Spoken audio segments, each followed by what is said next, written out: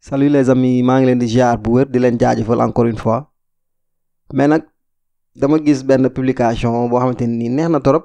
mais man amul dara lu ma ciy bett parce que xam naa li ma yor xam naa li ma gëm ci Ousmane Sonko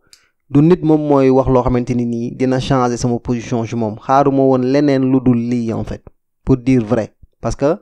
comme li ñuy wax rek mënoon na koo def bu njëkk parce que c'était plus facile mu def ko te mënoon na xam ne dara du ko ci fekk. mais nit koo xamante ni devant ses responsabilités ñu indil la dara nga ñëw ne lii moo am c'est pas facile mais dañuy wax rek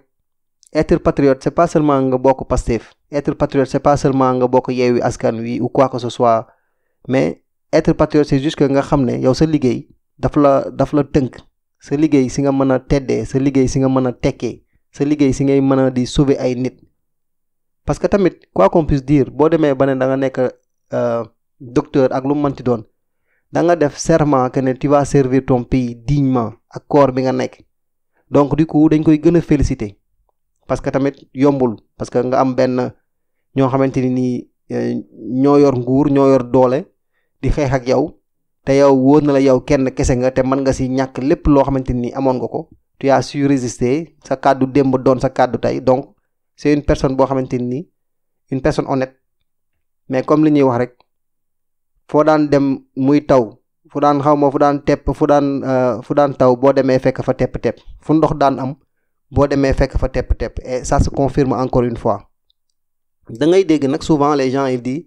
lan moo tax waa Pastef ñu arrogant wala les jeunes de kàcci-kàcci ils sont arrogants dañuy menacer nit ñi wala affaire yooyu c'est pas ça en fait les gens n'ont rien compris c'est juste que ñun suñu produit bi ñu yor c'est pas du stock ñun yoruñu benn produit boo xamante ni nii maanaam dañ la koy jaay ba pare après wëndeelu ci ginnaaw naan nax naa saawaay non ñun meluñu noonu ñun suñu produit bi ñuy jaay muy Ousmane Sonko muy Pastef suñu idéologie muy li ñu dëkk bi jaral li nga xam ne mooy comme on dit rek on a un projet de vie projet pour changer Sénégal en fait gis nga lim ñu jaral nag moom mooy le fait que ñun Ousmane Sonko dañ ko gëm en fait gëm pas dans le sens que ne amuñu question de sago ci moom wala affaire de fanatisme non c'est juste que dafa am loo xam ne dañ ko yàgg xaar nit ñoo xamante ni dañoo mës a bëgg koo xam ne daf ñuy wax dëgg gëmloo ñu dëgg di ko jëfee ba ci biir ak ci biti donc boo gisee nit ku mel noonu tey jii nii nga gis ñëpp topp ko kàddoom démb kàddoom tey méngoo mais kooku noonu c'est pas une personne boo xam ne da nga koy fowee wala di ko kafe da nga siy jàpp parce que c'est l'avenir de tout un pays bu fekkee ne pays bi rek moo la ñor. waxuñu nag bu fekkee ne da nga mel ni ay Mati Trois Pommes ay maître El Hadj Diouf ay ñoomin Adji Sarr ay ñoomin Dior Diagne ay ñoo xam ne maanaam seen groupe boobu nga xam ne ils ont tout fait pour que Sonko dugg prison te tey jii malheureusement y a 15 personnes on peut dire que ne ñàkk nañ seen bakken ñi nga xam ne gaañu nañ si ñu ngi ci hôpitaux yi ñi nga xam ne ñu ngi faju on a perdu beaucoup de choses en fait te les gens ne réalisent pas que ne ñun am na loo xamante ni dañ koo ñàkk te lépp loo xamante ni dañ koo ñàkk rek ñan ñooñu ko teg mooy sa groupe de maanaam mën na lay wax na sax ay dëmm lañ parce que tey jii lépp loo xamante ni dal na Sénégalais yi rek ñoom ñoo ko waral man nag li may wax mooy une chose est-ce que juge bi day arrêter procédure bi wax ne lii dara amu ci c'est du toc wala day retourner la situation poursuivre ñi nga xam ne ñoom ñoo commandité affaire yi nii. parce que ça devrait être le cas en fait parce que ñii ay fen lañu taalee dëkk bi ay fen mais duñu bett parce que dafa am ñoo xamante ni Sénégal ñoom chaque fois lépp li ñuy dundee rek moom mooy dóor naka laay def ba tekki ci naka laay def ba am ci su ma àndeek ñii gis nañ ko suñu maire yi nga xam ne àndoon nañ ñun tey jii nii ils ont rejoint Macky Sall pourquoi c'est juste que askan bi ñoru leen moo tax tey bu ñuy wax naan waa jeune Pastef yi dañu arrogant wala dañuy terroriser nit ñi dañu xamul rek dañu xamul ils n'ont rien compris ñun li ñuy yëg en tant que jeune ñun li ñuy yëg en tant que patriote li ñuy yëg en tant que bëgg Sénégal ñoom mënuñu koo yëg parce que ñun Sénégal daf ñu jaral lépp Sénégal du alal du dara loo xamante ni ñun ñooy jël suñu xaalis di jox di def kon xam nañ li ñu Sénégal jaral donc du coup lan moo tax ñoom ñuy retourner contre ñun parce que c'est le système en fait. Les gens qui vivent du système ñoo xamante ni système bi di leen arrangé du ñu bëgg mu changer wala du ñu bëgg Macky Sall la jóge fi parce que xam nañ ne bu fi Macky Sall jógee ñoom ñëpp ils iront en prison te loolu noonu moom moo tax ngay gis dans les pays yoo xamante ni day am dictature à chaque fois c'est pas la personne elle-même moo bëgg a toog ci nguur gi mais entourage am mooy tax mu toog ci nguur gi parce que entourage bi ñoom ñoo koy inciter à ce que mu toog quitte à ce que sax mën nañ koo rey loolu da nga koy gis ci dictature yi tooguñu fa parce que seen bakken moo leen fa toog teg non dañ fay toog parce que seen entourage en général ñoom ñooy sàcc te duñu xam nan la lañ leen di def ils sont obligés ñu toog parce que nag doo bëgg tamit ngay dem fenn di gis say mbokk ñu leen di jàpp di leen tëj ay prison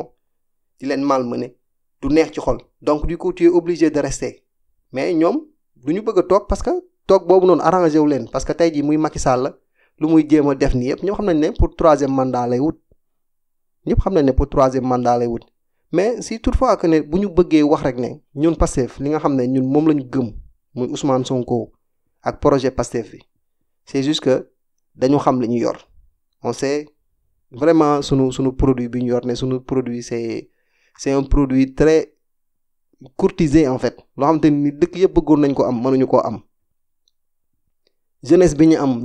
ñun patriotes yi on peut être fier de nous parce que c'est pas facile nga gëm nit ki ba pare di ko jàppale pour mu toog ci réew mi c'est pas évident parce que pour nga xam ne loolu noonu ëllëg dina jouer plus pour la vie boo demee ba gis say li ngay gis en Europe li ngay gis en Amérique ngay gis ne Sénégal mu ngi dem ndànk-ndànk ngay gis ne ñi bëgg a faju ñu ngi faju ñii xiif ñu ngi lekk mais loolu mooy humanité en fait parce que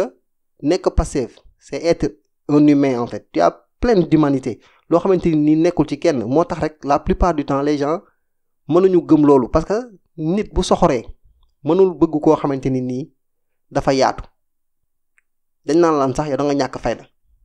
yow mënoo dem fenn parce que da nga yaatu da nga jàppee ñëpp comme sa bopp te nag système bi fi am li tax gars yi bëgguñu koo dindi sàcc geeg seen ceeb day tooy chaque jour seen ceeb day tooy parce que loolu la ñu xam loolu la ñu gëm loolu lañ leen jàngal loolu lañ leen yaree maanaam ñeneen ñi duñu ay nit yow boo xasee ba toog profitel si tu ne profites pas tu vas pas vivre loolu la ñu gëm moo tax ñuy jël suuf si parce que dañoo li ñuy wax rek sàcc moom yàkkamti loo sa wërsëg la te ñoom peut-être li ñuy jël nii yëpp peut-être dans l'avenir mënoon nañ ko am wala seeni doom mais jël loo xamante ni toute une génération ñoo xamante ni maanaam papa ba sëtaat yaa ngi koy jël di ko lekk yow kese tey ëllëg boo demee ba benn instant say sët nekk ci benn situation bi bu mu la jaaxal parce que yow yaa ko provoqué may wax encore une fois rek dëkk bi moom ñi nga xam ne ñu doon patriote ba léegi ñu ngi doon ay patriote c'est pas parce que da nga bokk Pastef moo tax nga nekk patriote c'est juste que patriote moom c'est dans le sang en fait tu le vis chaque jour parce que am na ñoo xamante ni bu ñu tëddee du ñu nelaw am na ay sages-femmes yoo xamante ni ñi ñu tëj nii ils sont pour que ñu tëj leen parce que ils sont pas humains xam nga am na sages-femmes yoo xamante ni boo ñëwee seen fi ñuy nekk hôpitaux yi wala affaire yooyu noonu loo amul dañ lay jël en charge dañ lay dimbali sax boo moytuwul ñoom ñoo lay fayal li nga am dañuy wax rek ne Sénégal dafa am ñoo xamante ni maanaam degré d'humanité moo nekkul ci ñoom muy genre Macky Sall gi dégg naa ko nag encore une fois mu naan day dimbali famille yi mais dimbali googu yëpp du dimbali dara parce que dimbali nit ñi mooy nga teg dëkk bi ci yoon ñi war a liggéey ñi war a am xam nga loolu moom mooy dimbali nit ñi on n'aide pas les gens en leur donnant de l'argent tu vas les rendre encore plus pauvres nit ñi da nga koy jox lu mu suturloo nga xam ne saa bu xëyee dina gagner vie dignement mais hélas ñoom xamee ñu ko noonu parce que seen vie dañ koy fàtte en fait parce que ils ont li naan mémoire de pauvre mooy les nouveaux riches bu ñu xësee ba atteindre benn limite bi rek la plupart du temps dañuy fàtte fi ñu jóge commencer di jënd ay montres chères ay dàll yu cher oto yu cher maanaam dañuy bëgg a won ñëpp ne ñoom tekki nañ moo dal genre Macky Sall gi nag dañuy bëgg a won ñëpp dóor ñëpp wane fu nekk nii ñoom seen démb metti woon na waaye tey yàlla suturaal na leen moo tax dañuy gën a am alal di gën a pauvre parce que la pauvreté c'est pas seulement les biens en fait mais c'est le comportement que tu dois avoir envers les autres yombul nga am alal yombul nga am xaalis dëkk ci di dund loolu ba pare di ko nëbb yombul mais li ñuy wax rek nit moom l'autodiscipline ni da ngay yar sa bopp mooy tax doo dugal sa bopp ci yenn yi li Adji Sarr tey jii teg Sénégalais yi maanaam yaruwul parce que nit boo yaroo am na foo xamante ni doo fa àgg ak nit am na foo xamante ni nii nga am sa caractère nit du la dugal ci yenn yi mais boo ñàkkee fayda tu es pas discipliné boo ñàkkee fayda xamoo fan nga war a teg sa tànk ak foo ko warul teg di nga gis dañ lay chantage dañ la dugal ci lu nekk dëgg la gaax nit moom mën na jékki-jékki benn instant mu am ay moment de faiblesse ñu dugal ko ci loo xamante ni neexu ko mais parfois il faut rétablir la vérité il faut pas ngay continuer ci say mensonges wan ne nit ñi carrément man kat li ma nekk mooy dëgg alors que tout le monde sait que li nga nekk du dëgg ay fen la naka la nit di continuer di fen boppam parce que c'est comme ça en fait nit buy fen boppam day bëgg a day gëmloo nit ñëpp ay fen parce que loolu la gëm mais ñun comme li ñuy wax rek sénégalais yi nga xam ne ils sont conscients pas seulement les patriotes parce que si on dit seulement les patriotes day mel ni dafa am ñoo xam da nga leen ciy génn au sein de l'APR au sein de PDS y a des gens yoo xamante ni ils sont plus patriotes que patriotes mais comme li ñuy wax rek mouvement bi ñu àndal mooy dañuy def loo xamante ni doo ci mën a wax mais comme on dit nit moom booy ànd ak nit deful dëgg da nga koy woo nekk li ngay nekkee nii du yoon il faut fustiger les gens parfois pour leur dire que ne man li ngay def ànduma ci quitte à ce que nga perdre li nga am parce que nit bu fekkee ne wax dëgg mooy tax nga ñàkk li nga am kontaanal tu dois être fier de toi parce que wax dëgg ñu boom la wax dëgg ñu rey la wax dëgg ñu faagaagal la comme Cheikh Omar Diagne en fait tey jii li ko dal metti na mais beaucoup de personnes yoo xamante ni ñu ngi nii dañuy seetaan en fait dañuy seetaan nga gis benn agent pénitentiaire boo xamante ni ñuy fay la jox la tuuti weccit loo xamante ni maanaam pour seulement humilier une personne xam nga loolu xel moo ko mënta nangu en fait ngay gis nit koo xamante ni am na njaboot c'est quelqu'un de respecté mais pour seulement l'humilier nga jékki-jékki ne da nga koy photo wala da nga koy jël vidéo wan ko Sénégalais yëpp tey la ñu gën a fier ci moom parce que nekkul nit koo xamante ni nii day wax ñuy weddi mais c'est juste que c'est un enseignant il essaye de montrer aux gens c'est un chercheur di jàngal nit ñi fan nga war a lan di xam ak ràññee dire la vérité comme les rappeurs le disaient waa Rapadio dire la vérité c'est pas manquer de respect à l'individu gis-gis yu waroo ça veut pas dire que ne kenn amul dëgg man nga am sa dëgg ma am sama dëgg diffamation kenn du ko nangul kenn wax loo xamante ni sa yoon nekku ci mais lan mooy sa yoon nekku ci loolu tamit c'est une chose boo xamante ni foog nit ñi di ko comprendre parce que loo xamante ni dafay incomber population bi yëpp loo xam ne day yàqal population bi yëpp sénégalais bu mënti doon tu te sens coupable wala tu te sens responsable de ce qui se passe boo gisee ñoo xamante ni tey jii dañuy dugal drogue sa koñ tey jii war nga mën a kii nu mu tudd woo police ne leen kat li may gis sama koñ neexul wala li may gis muy raam sama koñ bu fi yàggee du jur jàmm est-ce que tu es pas responsable tu es responsable de ton quartier doomu jàmbur sa doom la sa doomu jàmbur la si toutefois da nga ne du dal samay doom rek tu te trompes parce que li dal ay Adji Sarr ay erreur de jeunesse la c'est que ñoom maanaam liñ naan autodiscipline jàngaluñu leen loo xamante ni maanaam génn na ci ñoom éduquer nañ leen éducation bi war parce que tey jii Adji Sarr c'est une honte pour une famille nit di nga gis sa rakk di def yenn affaire yi nga comprendre quoi nga ne kii kat xale bu jigéen la peut-être soxla na ay matériel mënu koo am foog mu dem jéemi mbaraan yooyu da nga koy gis en fait mais tu vas pas juger la personne mais tey loo xamante ni tey jii da nga ciy insister ba nit ñi commencé dee nga taxaw di insister ci say mensonges man loolu c'est le summum en fait je ne peux même pas comprendre une fois que ne nit war na mën a àgg ci dimension boobu noonu mais comme li ñuy wax rek am na foo xamante ni boo fa tolloo moom doo mën a reculer te c'est trop tard et même si toutefois que ne dañ ne juge bi xam nga il déclare non lieu wala affaire yooyu noonu man moom si c'est moi seulement damay déposer plainte pour Adji Sarr te j'appelle à tous les Sénégalais de faire la même chose parce que kii tey jii du ñi def li nii duñu ay nit ñu baax maa ngi doon dégg nag Maître El Hadji Diouf naan yor naa lu dëgër yor naa lu wóor mais tey jii fan la war a mën a yoree lu dëgër lan mooy dëgër nee na yor nañu ay preuve ils me font rire en fait. Gabriel Kane ana li ngeen yor lu dëgër Mati 3 pommes xale yi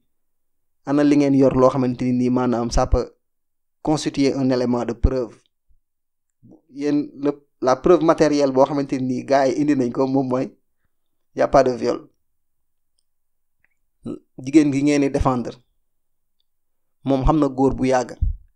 on va pas juger là-dessus parce que loolu suñu yoon nekku ci ku nekk rek am nga ay jaar-jaar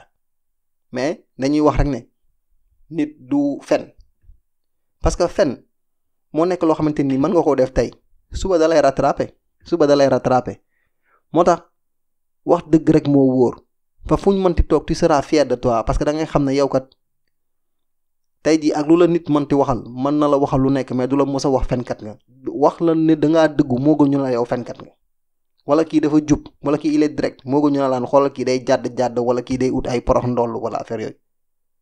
loolu kuñ ko wax te ngay nit ku jub je te jure parfois tu as envie nga gas suuf dugg ci parce que da ngay xam ne liñ lay waxal nii yow gëmoo ko mais encore une fois rek damay wax ne gars yi tey jii nii nañ gën a gëm fi ñu toll woon xam nga parce que élection législative yi mu ngi ñëw Macky Sall moom il fait tout pour faire ce qu'il a à faire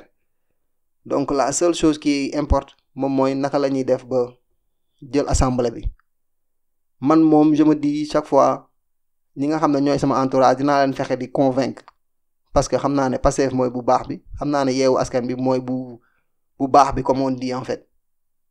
te tey nit ñi dañuy def tout comme Macky Sall pour essayer dugal benn affaire boo xamante ni nii ça va pas bien sonner dans notre tête ñu nekk fii di ñàkk a wóolunteeg wala affaire yooyu nañu xool ñi nga xam ne ñoo gën a patriote si ñun wala ñoo xamante ni nii maanaam ñii kenn mënu leen jënd ñu teg leen ci kanam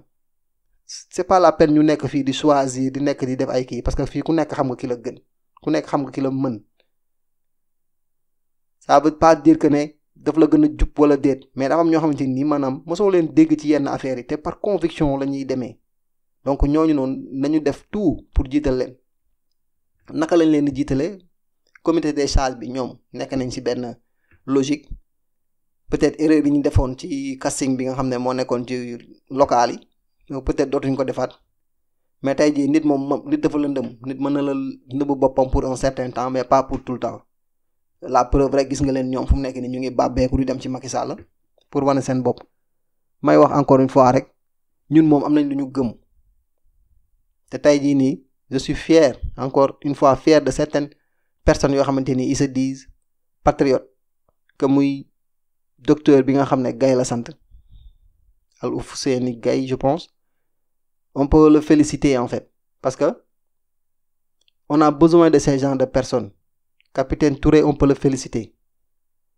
gis nga ñaar ñooñu noonu ak soxna soosu ñu naan Ndeye Khady Ndiaye on peut les féliciter parce que ñii tey bu ñuy joxe dara raaya bi gën a mag ñoom lañ ko war a jox mais hélas dëkk boo xamante ni nii maanaam kiy jiite moom maanaam fenkat la day wax muy dañ juuj njaaj kooku moom maanaam dëkk bu muy décorer nit ñi moom mënul décorer nit ku nekk ku jub ay Idrissa Seck ay waxeet ñooñu la mën a décorer donc damay wax encore une fois rek gars yi maa ngi leen di bégge bu baax di leen jaayafal ba beneen di leen wax ngeen abonné ci chaîne bi boo leen amee seen contribution boo leen mën a def tamit ngeen def ko ci commentaire yi like yeeg yooyu yëpp dañ koy soxla parce que pour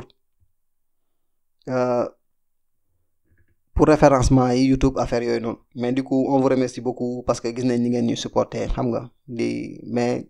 kontaan nañ ci yéen daal pour dire vrai jaajëf di leen wax bu baax ngeen gën a support Pastef les patriotes te li ngeen gëm mooy dëgg bu leen ci dara jële dëgg moo gën fen jaajëf